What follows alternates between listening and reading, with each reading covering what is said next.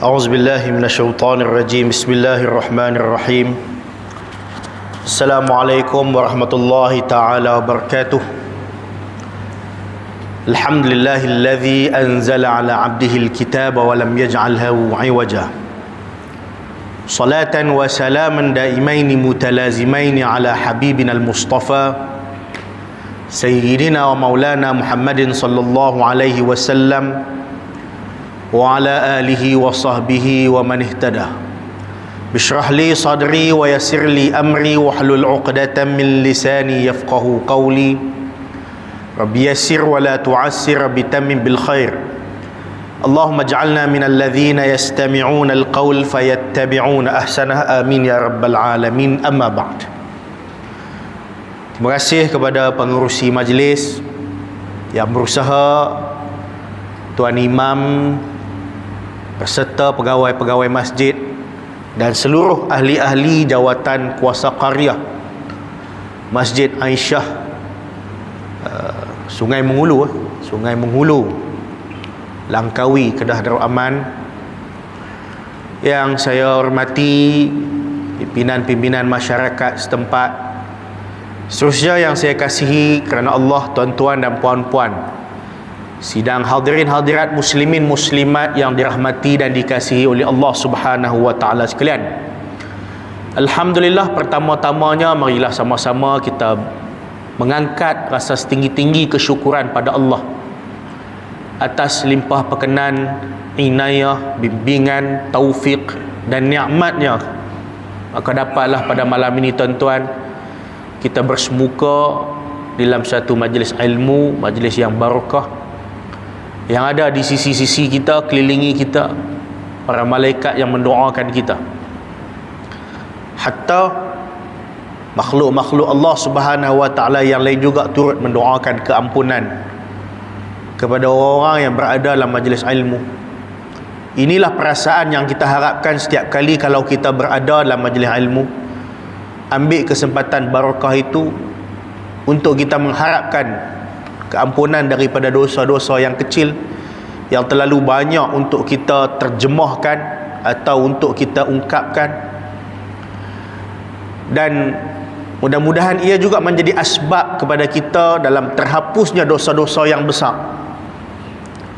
Karena apabila ilmu masuk, ia akan mencabut kejahilan, ia akan mendorong diri kita untuk terus berusaha menjauhi segala larangan Allah, baik dosa kecil ataupun besar. Dan apa yang paling penting tuan-tuan dan puan-puan sekalian, kesyukuran yang kita lafazkan ini, kita tidak hanya menzahirkan dengan lisan, tetapi kita juga menzahirkan rasa syukur ini dalam dua bentuk, iaitu yang pertama yang disebut dengan asyukrul wajib, syukur dengan mengerjakan perkara-perkara yang Allah wajib kepada kita. Yang kedua yang dikenali dengan nama asyukrul mustahab, kita bersyukur dengan kita melaksanakan amalan-amalan yang sunat. Kita puasa sunat Syawal, nanti masuk Zulhijjah kita puasa Zulhijjah pula. Malam hari kita bangun qiyamul lail, kita bersedekah, kita solat sunat, macam-macam amalan sunat yang kita buat. Inilah manifestasi sebenar hamba Allah yang bersyukur, iaitu amalan yang wajib dan amalan yang sunat berseiringan, digandakan. Buktinya ialah apabila Sayyidatina Aisyah radhiyallahu anha pernah tanya kat Nabi. Aisyah kata, Rasulullah, kamu ni penghulu ahli syurga, kamu ni pemimpin orang-orang yang bertakwa, imamil muttaqin, kamu juga penghulu segala nabi-nabi yang rasul. Tak ada orang lain yang akan masuk ke dalam syurga ni kecuali kamu. Namun satu soalan, kenapa kamu bersungguh-sungguh sangat dalam beribadat, ibadat sunat, sehingga bengkak-bengkak kaki kamu? Misalnya lebih kurang macam ni lah Aisyah nak kata, kamu ni dah ahli syurga, dah duk teruk-teruk buat apa? Macam tu lah. Maknanya biasa, sudahlah, dah syurga confirm. Orang lain nak kena kalut lah, orang lain tak ada apa lagi, tak tahu jaminan apa lagi. Tuan-tuan, Nabi jawab, Aisyah, afala an akuna abdan syakura, saya mahu menjadi hamba Allah yang bersyukur. Sebab itu saya bangun malam, saya banyak melaksanakan amalan-amalan yang soleh. Menjadi pengajaran kepada kita, tuan-tuan, perempuan sekalian, bila kita bersyukur dan berterima kasih ke Allah, maknanya berseiringan dengan ketaatan kita kepada Allah dalam perkara yang wajib dan juga yang sunat. Inilah orang yang betul-betul terima kasih. Kalau dia sekadar ucap Alhamdulillah tapi sembahyang fardu dia tunggang langgang, tuan-tuan. Kalau dia sekadar banyak ucap Alhamdulillah tapi kewajipan dan kefarduan yang lain pun dia tak tahu hala, tuan-tuan, ini belum orang bersyukur. Kerana syukur tadi diterjemahkan dengan perbuatan ketaatan kita pada Allah Subhanahu Wa Taala. Jadi lepas ni bila orang sebut je bersyukur ke Allah, hendaklah kita bersyukur. Mula-mula majlis pun, kuliah mana-mana pun, marilah kita bersyukur ke Allah. Kita mesti faham dua benda ni. Syukur yang macam mana kita nak tunjuk kepada Allah, supaya dengan syukur itu Allah Ta'ala akan tambah nikmat yang telah dikurniakan kepada kita. La in syakartum la azidannakum, dalam Al-Quran. Kalau kamu bersyukur, aku akan tambah rezeki kamu. Ni mula nak hurai tentang bab marilah kita bersyukur ke Allah tu tadi. Inilah yang disebutkan oleh para ulama, tuan-tuan, tentang syukur yang sebenar. Muslimin muslimat yang dirahmati oleh Allah Subhanahu Wa Taala, kita juga bersyukur Allah Ta'ala menghadirkan kepada kita Ramadan yang telah berlalu. Terima kasih ya Allah. Dengan hadirnya Ramadan itu telah memberi ruang kepada kami untuk menghimpunkan amalan kami, walaupun usia kami ni singkat. Pendek je, tuan-tuan, usia kita ni, jika nak dibandingkan dengan usia umat-umat yang dulu. Bani Israel sendiri pun pada ketika itu Allah Ta'ala beri kepada mereka banyak kelebihan, gandaan-gandaan pahala, sehingga akhirnya Allah Subhanahu Wa Ta'ala mengurniakan juga kepada umat Nabi Muhammad sesuatu yang melebihi pada umat-umat lain, iaitulah dengan adanya Ramadan dan juga keistimewaan yang ada pada dia. Plus dalam Ramadan tu pula Allah Ta'ala bagi pula ada satu malam special, Lailatul Qadar, yang melebihi 1000 bulan. Jadi nak membangkitkan rasa terima kasih dan syukur ke Allah ni dengan kita mengenangkan nikmat-nikmat inilah. Nikmat dapat Ramadan, lepas tu Allah bagi pula lepas Ramadan puasa Syawal macam setahun. Man sama Ramadan thumma atba'ahu sittan min Syawal ka siyamid dahr. Habis bulan Syawal ni, tuan-tuan, masuk bulan Zulhijjah, ada pula puasa sunat Zulhijjah. Tiap-tiap minggu pula ada Isnin dan Khamis. Syukur. Lepas tu Allah bagi kat kita lagi kenikmatan, keamanan yang tak dapat dikecapi oleh tempat-tempat lain. Tak semua. Kalau tuan-tuan pergi di Timur Tengah sekarang ni, boleh katakan 80% bergolak. Pi Yaman, tak aman. Syria yang dulunya aman, sekarang juga tak apa nak aman. Palestin daripada dulu lagi berapa ratus tahun dah. Di Mesir antara-antara, sebab dia duk berjaga-jaga sedia daripada ancaman Israel. Mereka biasa berebut wilayah Sinai. Arab Saudi kadang-kadang Yaman hantam, tengah duk aman juga. Syiah daripada Yaman menentang Arab Saudi. Di Afrika kenikmatan aman ni tak dapat. Kita, tuan-tuan, boleh main masjid, alhamdulillah, kita kata bebas. Boleh pergi masjid mana? Saya daripada Tanah Besar boleh main masjid sini. Siapa tak halang? Kan? Tuan-tuan duk sembahyang masjid ni Qaryah Aisyah. Kadang-kadang tuan-tuan ada pilihan boleh pergi qaryah lain. Walaupun begitu, kita boleh pergi sana dengan kebebasan ini. Jangan lupa jugalah ketaklukan kita kepada qaryah kita. Kampung kita, qaryah ni makna kampung, persempadanan yang dah ditetapkan ni. Semangat jati diri kampung kita, qaryah kita tu kena ada dah. Walaupun sekali-sekala kita sulam pergi qaryah lain, kita semayang. Kadang-kadang orang tak tahu pun qaryah dia, tuan-tuan. Macam saya sendiri dekat rumah sana, qaryah rumah saya ni kalau ikut dekat dengan Masjid Sultanah Bahiyah 200 meter je. Tapi qaryah saya masuklah Alok Merah, Masjid Alok Merah. Tapi sekali-sekala pergilah. Tapi semangat qaryah tadi ni ada. Maknanya kita ada keluasan dalam kita nak beribadat, nak pi ke masjid-masjid, tapi jangan dilupakan semangat qaryah kampung kita, pecahan yang telah disusun oleh pihak ulul amri untuk tujuan-tujuan yang tertentu. Muslimin muslimat yang dirahmati oleh Allah, aman. Di Afrika kalau nak main semayang pun kena sembunyi-sembunyi. Lagi-lagi negara yang dikuasai oleh orang kafir. Mai pula kita semayang di masjid, selesa, kapet kalau sujud tu tenggelam lagi. Kapet dia tahu ni. Ada satu masjid saya pergi, tuan-tuan, dia baru salin kapet, harga 700,000. Tenggelam dari kita. Selesa, nak abang atas selesa. Aircon, nak kata panas ni payah dah nak cari masjid yang tak ada aircon. Kalau tak ada aircon pun dia bubuh kipas besar satu berangin, selesa. Ayak cukup. Di Jordan, tuan-tuan, ayak pun dicatu. Apa lagi yang kita inginkan daripada nikmat Allah yang Allah bagi kat kita ini? Maka saya mengajak diri saya dan tuan-tuan puan-puan sekalian, mari kita syukur dalam erti kata syukur yang sebenar, yang macam kita sebut tadi.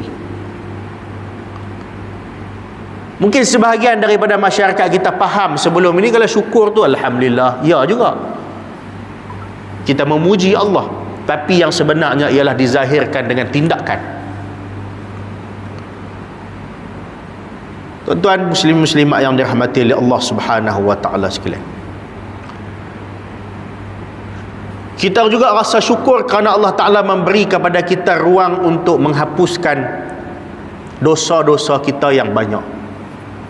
Ini rahmat Allah Subhanahu wa taala kepada kita yang kita tak boleh nafikan. Dan Allah Ta'ala mengurniakan kepada umat akhir zaman ini Al-Quran, kitab yang akan mengeluarkan manusia daripada kegelapan, kejahilan kepada cahaya dan juga kebenaran, tuan-tuan. Terima kasih Allah, syukur kerana dengan adanya Quran Engkau telah habaq kat kami apa yang kami boleh buat, apa yang kami tak boleh buat. Dengan adanya Quran ini telah menceritakan kepada kami bagaimana untuk hidup sebagai seorang manusia. Tuan bayang kalau Quran tak ada ni, kita tahu ke apa yang boleh makan, apa yang diharamkan makan? Kita tak tahu. Kita tak kenal pun makanan apa yang Allah Ta'ala haramkan, makanan apa yang Allah halalkan. Cuba tengok orang-orang yang bukan Islam, yang tidak beriman pada Quran ataupun yang tak memahami kandungan Quran, mereka makan apa saja, tuan-tuan. Bangkai mereka makan. Kita lah ni rasa bangkai tu jijik kerana apa? Kerana Quran telah menghalang kita. Hurrimat alaikumul maitatu. Maitah ni makna mayat ataupun bangkai. Waddamu, darah-darah. Walahmul khinzir, daging babi. Quran habaq kat kita, babi itu tak boleh makan, haram. Kalau nak ikut lazat, barangkali lazat, barangkali lah, rasa tak benar. Tapi kalau nak faham, kalau tak lazat, buat apa orang lain nak makan, tuan-tuan? Jadi kita ambil faham bahawa mungkin sedap lah kot mereka makan. Kalau makan-makan rasa lan, mengkelan, mereka tak makan, tapi mereka makan. Tapi diharamkan Allah, maka kita tinggal. Bukan tinggal saja, berasa tak lalu. Walaupun hamba-hamba lah sedap macam mana pun. Ayam halal, kita tahu halal, tapi kalau tak disembelih, kita tak lalu makan ayam tu. Kerana petunjuk Al-Quran yang telah memberitahu kita ni lah. Syukur tuan-tuan, indah jadi orang Islam ni. Gembira, patutnya kita gembira. Tak terhenti dengan tu saja, bahagian kita semakin bersemangat untuk meneroka apa yang Allah Ta'ala cerita dalam Quran ni. Kena ada semangat tu. Saya selalu menegaskan kepada masyarakat di mana-mana kuliah saya pergi, usaha kita selain daripada membaca Al-Quran, kita juga mesti berusaha untuk tadabbur makna dia. Tuan-tuan, hak Al-Quran ke atas orang Islam ni 5. Kita mungkin baru tunaikan 1 atau 2 saja hak. Sebelum kita mati, hak Al-Quran ke atas orang Islam, haqqul Qur'anu 'alal muslim ini kita tunai semua.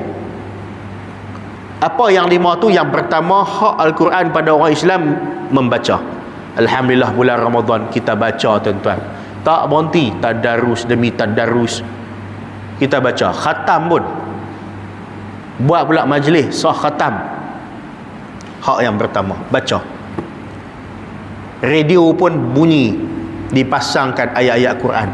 Tiap-tiap hari radio Kedah, maghrib saja baca Yasin, pasang surah Yasin. Kalau tak Datuk Syekh Roslan Imam Sak, Ustaz Faqrul Radhi Kumpulan UNIC, maknanya baca. Dan budaya baca subur. Ada pula majlis tilawah Quran. Ni nak main peringkat kebangsaan bulan 6 di Johor Bahru. Saya akan mengetuai delegasi tilawah Quran juga untuk sesi yang kedua di Johor Bahru ni. Kita bahagian dakwah, kita bawa peserta-peserta Kedah dengan hafazan. Subur bumi ni dengan bacaan Quran. Namun peringkat-peringkat seterusnya ni, hak Al-Quran yang kedua setelah dibaca, ditadabbur, difahami makna. Yang ni kurang tuan-tuan. Dia macam Piramli sebut dalam cerita apa, Nujum 4 Belalang. Dia kata 1 banyak-banyak. Dia nak habaq kata orang yang kahwin 1 banyak, 2 sedikit-sedikit. Maknanya orang kahwin 2 ni tak apa orang lah nak banding dengan orang kahwin 1. 3 jarang-jarang. Jaranglah dengar orang kahwin 3.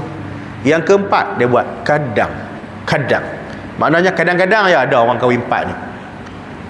Situasi baca Quran ni lebih kurang macam dengan teka-teki Nujum 4 Belalang tadi lah. Orang yang baca Quran ramai-ramai tuan-tuan. Ramai orang baca. Orang yang cuba faham Quran sedikit je. Berapa orang yang mau ambil tafsir pimpinan Ar-Rahman, buka nak tahu Quran ni cerita apa? Tak payah Al-Baqarah, Wadduha kita tak tahu Tuhan habaq apa. Sedangkan kita dah usia hari ni, kalau saya 38 tahun dah, tapi sepatah pun Tuhan habaq kita tak pernah faham, kita rugi.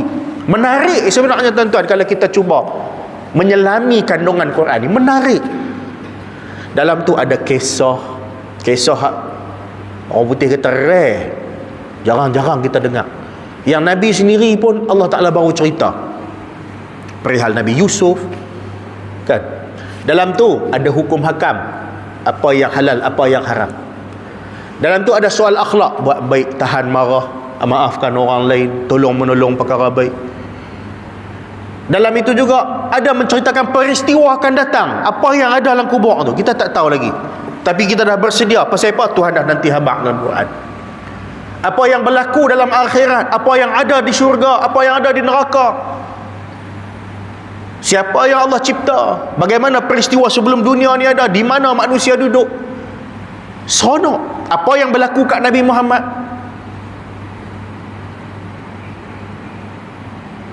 Tadabbur. Tu saya kata setiap keluarga cuba usahakan ada tafsir, kurang-kurang 1 tafsir pimpinan Ar-Rahman kepada pengertian Quran. Tafsir besar-besar tu tak apalah, bagi pak syekh, ustaz-ustaz lah baca kan. Kita ambil hak mudah kita faham. Berbeza tafsir dengan terjemahan. Terjemah ni dia translate word by word. Kalau tafsir dia lebih menjelaskan. Kalau tanazzalul malaikatu waruh, turun malaikat dengan ruh, dia akan jelas ruh tu siapa? Jibril. Kalau Al-Fatihah kata siratal ladzina an'amta alaihim, siratal mustaqim, jalan yang lurus, tafsirkan jelas jalan yang lurus tu jalan siapa? Kita faham jalan lurus lah straight. Tapi jalan lurus itu jalan siapa? Minan nabiyyin, siddiqin, syuhada, salihin. Jalan nabi-nabi, jalan rasul-rasul, jalan orang-orang yang soleh. Itu tafsir. Bagi ada, dan ikhtiarkan selepas baca Al-Quran hak kita duk buat rutin harian tu, kita melihat juga kepada makna. Saya sendiri tuan-tuan tak faham semua Al-Quran tu, kena tengok kat tafsir. Malam ni 10 Syakban di Masjid Zahir peringkat negeri, mereka buat baca Yasin 3 kali. Ulama ajar lah, dia tak ada sunat ke wajib buat. Orang tak buat pun tak apa. Tapi kita buat 3 kali. Orang lain 3 kali, saya baca sekali ya. 2 kali lagi saya buat apa? Saya tengok makna. Orang lain baca lah, saya tengok apa maksud wal Quranil Hakim, kan, terjemahan dia. Saya nak faham Yasin ni Tuhan habaq apa. Yang duk baca tiap-tiap minggu ni satu pun tak faham, rugi, bagi saya rugi. Berdosa tak berdosa tuan-tuan. Kita dapat pahala kalau kita tak faham Al-Quran pun dapat pahala baca. Tu mukjizat Quran. Tetapi bagi orang Islam, saya rasa rugi kalam Allah, mukjizat, saya tak usaha faham sedangkan saya mengaji Arab. Kan? Tapi tak cuba faham. Maka saya baca mula dah. Umur 30-an dah mula dah. Masa umur belah-belah lu dia kira nak ya ye. Kan? Ngaji sekolah Arab tapi dia kira nak ya ye umur sama. Mai 20-an dia mula langkahan mula nak kerja, membina kerjaya. Kan? Masuk 30-an dah kuat dekat dah. No, anak pun dah banyak dah, jenuh dah, tak fikir dah kerja stabil apa semua sikit dah. Dan ni fikir apa lagi tanggungjawab yang aku belum tunai. Takkan esok aku dah umur 60 tahun baru aku sibuk nak ni. Boleh tak? Boleh. Tapi masa tu kodrat tak macam Allah tuan. Di awal usia kita riang ada. Riang ni, kederat ni ada. Tapi kita tak ada duit. Baru kerja, baru menikah. Tentu lu ingat masa mula-mula menikah lagu mana. Susah juga kan. Gaji pun kecil lagi masa tu. Bila kita dah masuk pertengahan, kita dah ada duit, kita ada riang, kita tak ada masa pula. Kita sibuk membesarkan anak-anak, cari nafkah. Bila kita dah tua, kita dah ada masa, pencen. Dan kita ada duit, lama dah kita kumpul, tanah berekar-ekar dah. Kederat pula tak ada tuan-tuan. Lah ni, sebab itu Nabi kata rebut 5 masa tu, antaranya sihat sebelum sakit, tua sebelum muda sebelum tua, lapang sebelum sempit, kaya sebelum miskin, dan hidup sebelum mati. Rebut ni 5 benda ni, kita mau rebut tawaran-tawaran Allah di dunia ni supaya seimbang antara dunia dan akhirat kita. Muslimin muslimat, jangan kita bazirkan lagi masa. Yang setiap detik itu sebenarnya menghampirkan kita kepada kematian. Berarti penamat, bukan penamat hidup, penamat kepada ruang amalan kita. Sebab hidup kita akan baru bermula bila mati. Bila mati, sebenarnya kita baru memulakan hidup kehidupan akhirat. First step kena mati dululah nak pergi akhirat ni. Ia hanya pengakhiran hidup dunia, kematian itu. Tapi ia adalah permulaan kehidupan akhirat. Jauh lagi perjalanan kita. Dan perjalanan akhirat, nilai hitungannya ialah dunia, iaitu amalan masa hidup. Masa mati tak kena buat apa dah. Tuhan tak perintah sembahyang dah. Tuhan tak suruh kita puasa dah masa di alam barzah tuan-tuan. Apa yang kita tunggu ialah balasan baik buruk kita. Tiba-tiba kita banyak berehat di dunia ni, tak buat apa, kita seronok sahaja. Maka kita akan letih di hari akhirat besok. Letih menjawab, letih kena tu, kena ni.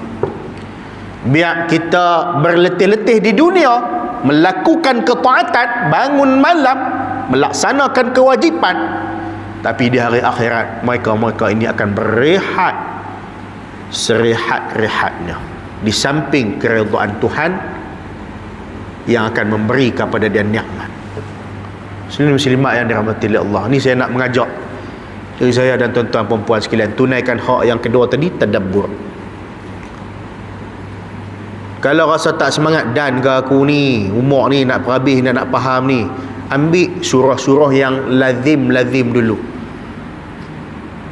Kod qul huwallahu ahad kita faham dah, kod lah kan, tak apalah. Ambil yang sederhana, surah Al-Ghashiyah. Tuan-tuan tengok, boleh buat kerja rumah malam ni ke besok ke. Pak Syekh Ikmal kata buka surah Al-Ghashiyah, buka apilah. Dulu ada tafsir lah, adalah handphone pun ada, boleh tukar handphone. Tuhan kata apa? Hal ataka hadithul ghashiyah. Telah datang kepadamu, adakah telah datang kepadamu berita tentang Al-Ghashiyah? Apa makna Ghashiyah? Azab yang meliputi.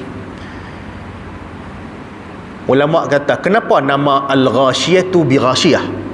Kenapa Tuhan buat nama meliputi? Lighishyanin nasi bi'adzabiha. Kerana azab akan meliputi manusia. Memang Allah Ta'ala cerita perihal ahli neraka mula-mula. Wujuhun yawma idzin khasyiyah. Orang kafir mereka akan datang dalam keadaan wajah mereka khasyiyah, bukan khusyuk, tunduk. Kerana hina. Orang kafir akan mai di akhirat tunduk pasal rasa hina. Dulu di dunia kami silap, kami tak mau dengar cakap Nabi Rasul, kami tolak. Lah ni kami rasa hina. Amilatun nasibah, buat kerja berat. Tuan, neraka umpama penjara, bukan duduk saja, buat kerja berat. Kalau kerja berat di dunia pun kita rasa seksa, tambat kaki, bubuh bola besi, tak boleh pergi ke mana, makan pun ala kadar. Tambah kalau penjara di Mesir, bawah tanah tuan-tuan, bawah tanah, jamu buah tomato dengan timun dia, sejuk tak bagi apa, air sekerat lutut, seksa dah. Ini kan di neraka, kena buat kerja berat, tak tahu apa dia, duk tanggung api apa. Amilatun nasibah. Makanan Allah Ta'ala tak sedia makanan yang lazat, Allah sedia makanan juga. Laisa lahum ta'amun illa min dhari'in. Tiada makanan bagi mereka kecuali duri. Makan lekat celah rengkung ni, putih rengkung ni, menyakitkan. La yusminu wa la yughni min ju'. Makanan tu tak menggemukkan, tak menguruskan, seksa. Cara Allah seksa ni, Allah bagi antara-antara. Tak kenyang, tak kurus. Macam summa la yamutu fiha wa la yahya. Duduk dalam neraka tu tak hidup tak mati. Entah azabnya, hidup dak mati dak, duduk tengah-tengah.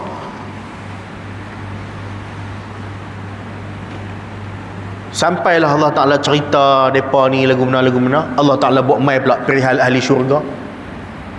Wujuh yawma idzin na'imatun. Mai wajah berseri-seri. Li sa'yiha radiyah. Duduk wa namariqu masfufah. Ada bantai-bantai bersusun satu saf. Sandak mereka ahli syurga. Minum daripada bekas piala. Kita minum dalam gelas. Kas, piala. Ada pelamin-pelamin yang tersusun indah. Kita baca, kita rasa Allah, berbunga-bunga hati kita, dan kita rasa takut azab Allah. Baru satu surah tuan-tuan. Nanti kita jumpa pula surah Ad-Duha, tenang pula hati kita, tengok macam mana Nabi susah hati, Allah Ta'ala gembirakan dia.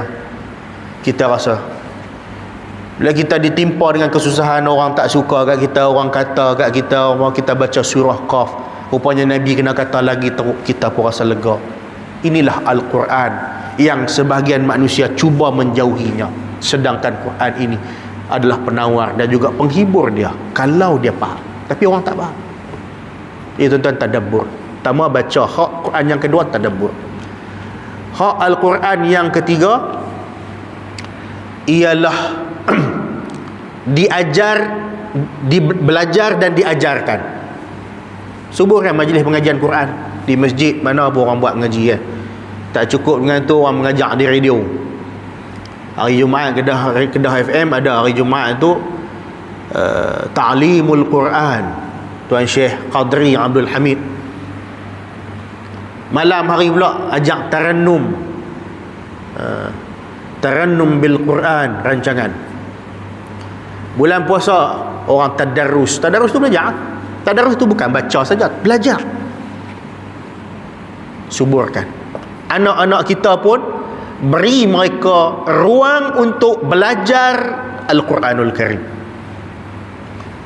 Kita biasalah kadang-kadang anak-anak kita kalut atok mereka mengaji tajuk-tajuk dunia lah kan. Dunia ni mudah je nak dapat tuan-tuan. Kalau kita tak berpendidikan tinggi pun masih boleh hidup, boleh kaya pun, boleh ada harta pun, ataupun lambat sikit pun tapi boleh dapat pun. Ada orang dapat PhD umur 74 tahun 2 tahun lepas kan, dapat PhD. Nenek berusia berapa cucu atau dapat sarjana daripada Universiti Putra Malaysia, ada cucu berderet dah, boleh lagi. Mana dunia tu simple like that, macam tu. Tetapi yang orang tak kalut nak mewariskan kepada anak-anak zuriat dia, aset dia tadi ialah ilmu-ilmu ni tadi. Kita tak kalut. Sama juga kita kalut nak mewariskan kepada mereka harta-harta yang kita tinggalkan. Sedangkan kita tak kalut pun untuk menggunakan harta-harta itu untuk kebajikan dan bekalan kita. Kalau kita sibuk tinggal kat mereka tuan, mereka belum tentu buat apa untuk kita. Dia buatlah majlis tahlil kita mungkin 2 hari 3 malam ke berapa malam ke, lepas tu dia gunalah duit tu untuk kehidupan dia. Tapi kalau kita tinggalkan anak-anak kita ni tadi sebagai aset, dia doa tak berhenti kat kita, dia guna harta yang kita wariskan tu pula untuk jariah kepada kita, sumbang di masjid tu, wakaf di sini, bagi budak belajar tahfiz. Tenang dan gembira ibu ayah dia di barzah sana. Itulah aset yang betul. Bukan harta yang kita tinggal tu aset. Ya, dia aset lah, aset dunia. Aset dunia akhirat kita, anak-anak kita. Sebab tu jangan jauhkan mereka dan diri kita daripada agama tuan-tuan. Ad-dinun nasihah. Kaum muslimin muslimat yang dirahmati oleh Allah Subhanahu wa taala sekalian.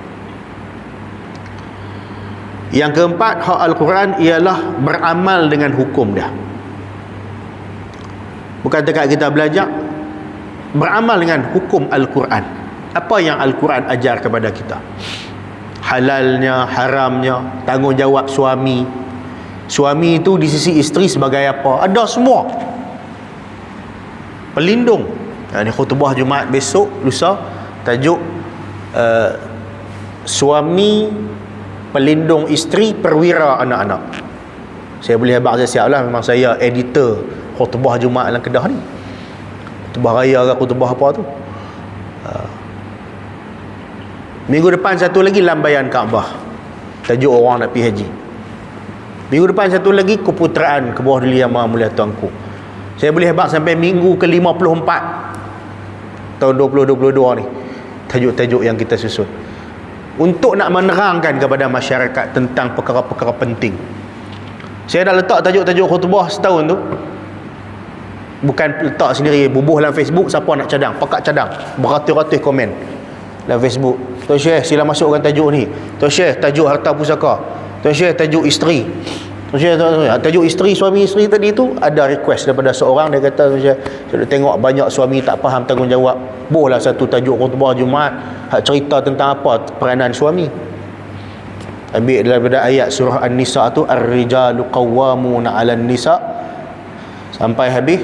Maka lahirlah tajuk khutbah Jumaat ni, suami pelindung kepada isteri. Sebab qawwamun itu ialah pelindung. Dan pelindung tu bukan lindung protection saja. Lindung ni dari pelbagai sudut akan terangkan. Dan perwira kepada anak-anak. Maka muslim muslimat sekalian, inilah tanggungjawab Al-Quran yang kita belum tunaikan dan lunaskan habis lagi. Kalau kita dapat menunaikan atau berusaha ke arah 5 perkara yang kita sebutkan tadi, insya-Allah perlahan-lahan kita akan keluar daripada kemiskinan jiwa. Kita akan keluar dan bebas merdeka daripada belenggu pemikiran yang jumud. Dan kita akan rasa suatu kedamaian daripada akhlak yang mazmumah.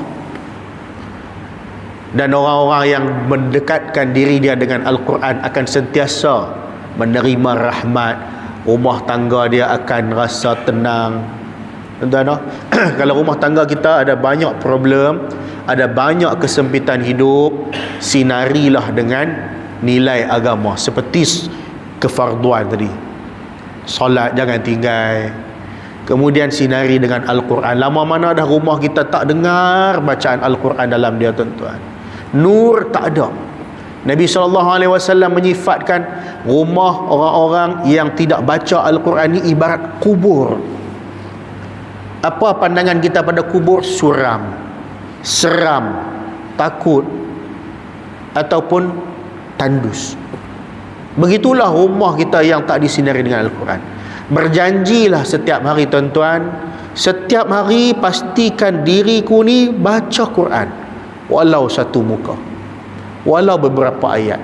Itu lebih dicintai oleh Allah Subhanahu Wa Taala daripada kita baca banyak lepas tu kita tinggal pun lama.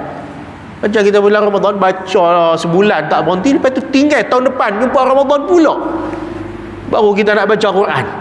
Lebih baik baca semuka tak apa, biar dia berterusan. Setiap 5 waktu kita baca. Kalaulah sehari satu waktu kita baca lepas subuh semuka, bukan lama benar semuka, 2 minit lah. Satu surah Al-Mulk. Ada satu masjid di Lustak, dia banyak masjid buat sebenarnya, tapi masjid tu saya pergi, dia setiap lepas sembahyang isyak dia baca surah Al-Mulk. Saya biasa join sekali, tengok apa lama, 5 minit lah, 30 ayat surah Al-Mulk. Tapi pasal apa kadang-kadang kita rasa lama, tuan-tuan?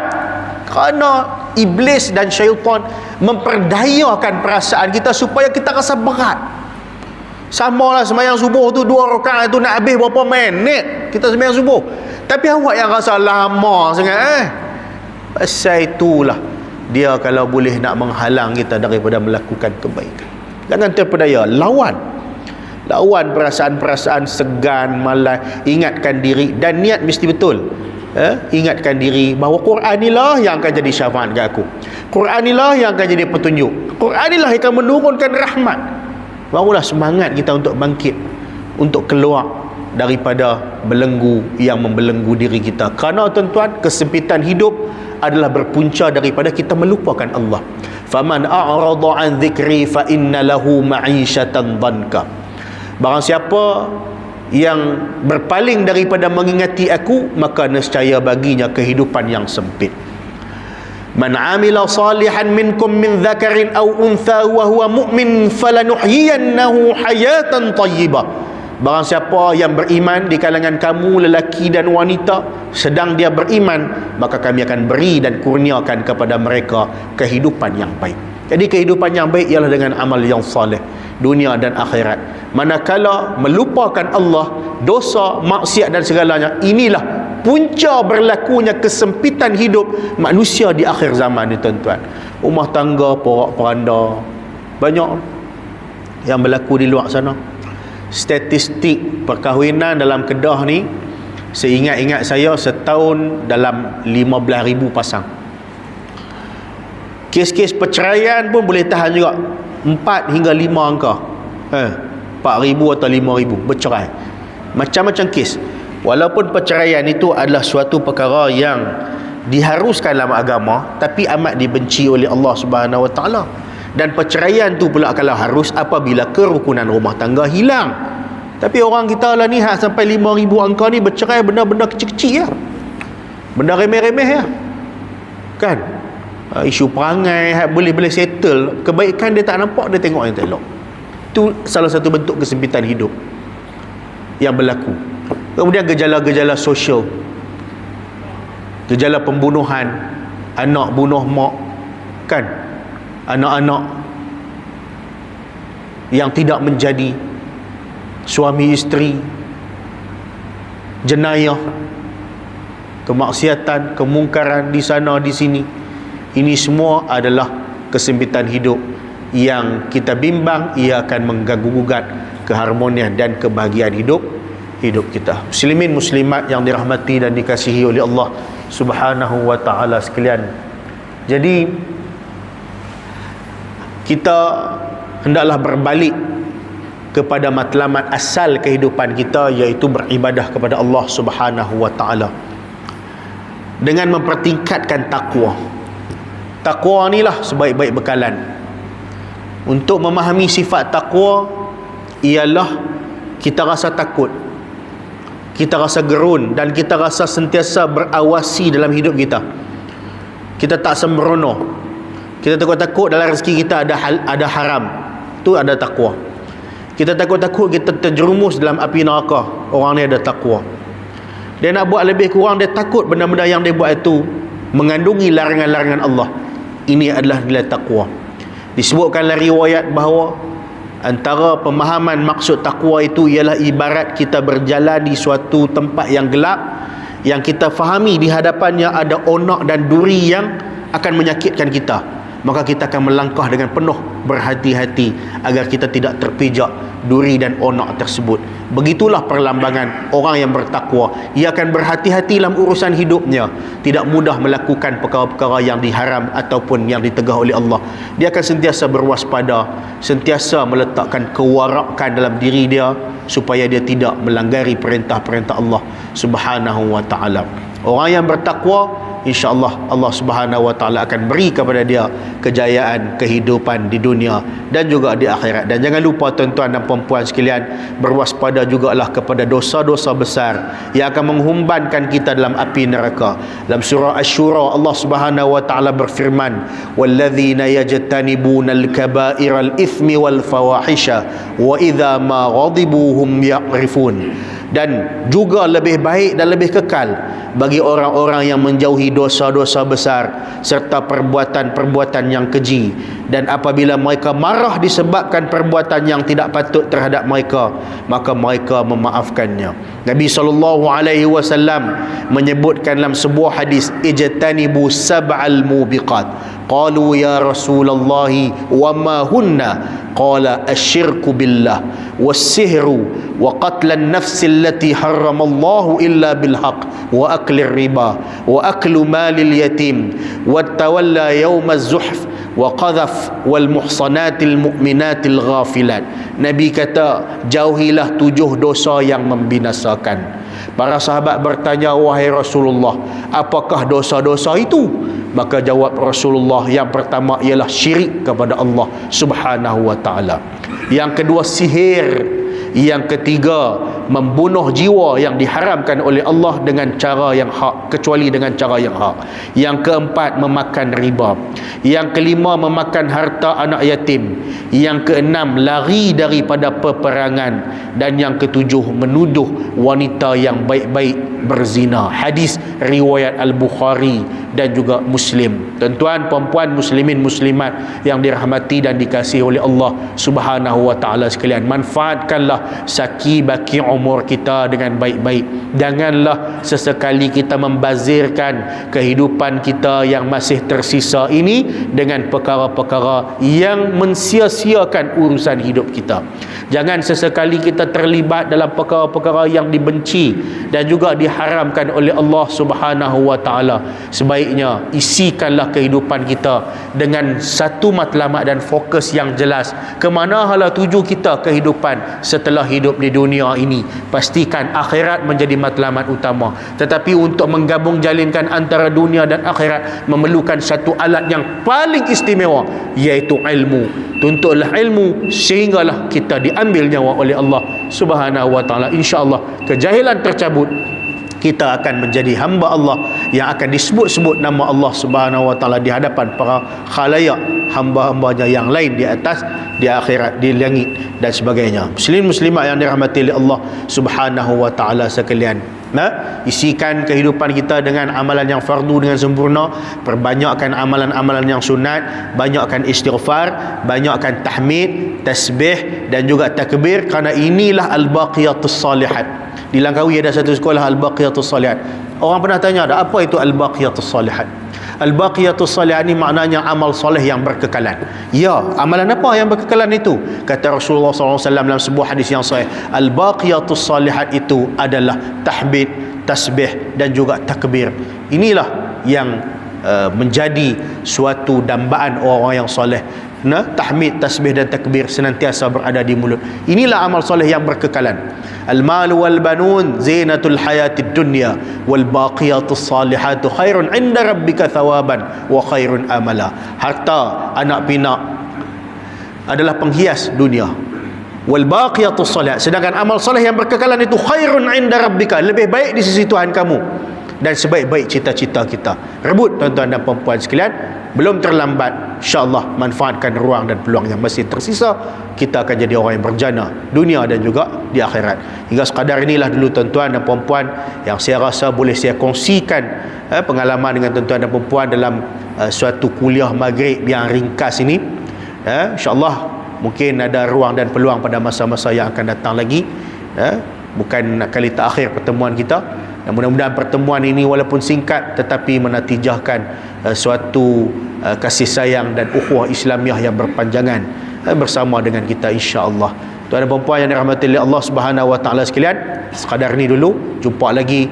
Terima kasih kepada pihak pejabat agama daerah Langkawi yang tolong mengaturkan pertemuan ini. Terima kasih juga kepada pihak penganjur, Ustaz Osman ataupun Baman, serta seluruh ahli-ahli jawatan kuasanya, juga pegawai-pegawai masjidnya, juga tuan-tuan dan puan-puan yang sudi mendengar celotehan tazkirah saya pada malam yang berbahagia ini. InsyaAllah ada ruang dan peluang rindu kita jumpa lagi. Tapi kalau tak berpeluang jumpa lagi, tuan-tuan boleh buka hari Selasa pukul 6 petang Radio Malaysia Kedah FM, slot keluarga Islam. InsyaAllah kita boleh bersuara lagi dalam di udara insyaAllah. Wallahu subhanahu wa ta'ala wa alam bisawab. Aqulu qawli hadha astaghfirullah al-azim li wa lakum wa billahi taufiq wal hidayah.